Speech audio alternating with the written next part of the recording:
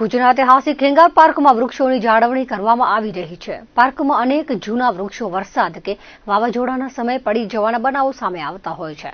જાગૃત નાગરિકોના મતે શિયાળાનો સમય ચાલી રહ્યો છે, પાનખરની ઋતુ છે, ત્યારે અતિ ઘટાદાર બની ગયેલા અને જેની ડાળીઓ બહુ નીચે આવી ગઈ હતી તેને માવજત પૂર્ણ કટિંગ કરવામાં આવે તો વૃક્ષો વર્ષો સુધી સારા રહી શકે અને ઉનાળા સુધી પૂરતી માવજત કરાય તો ઝાડ ઠંડક આપતા ઘટાદાર બની જાય.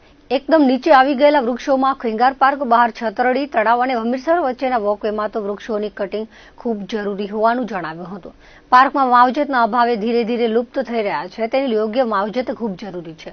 બગીચામાં સફાઈ પણ ખૂબ ઓછી થાય છે.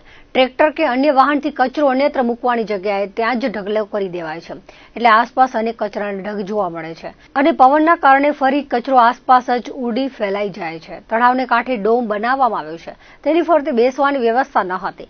બેઠક માટે ખુરશી લગાવવી પણ ખૂબ જરૂરી છે.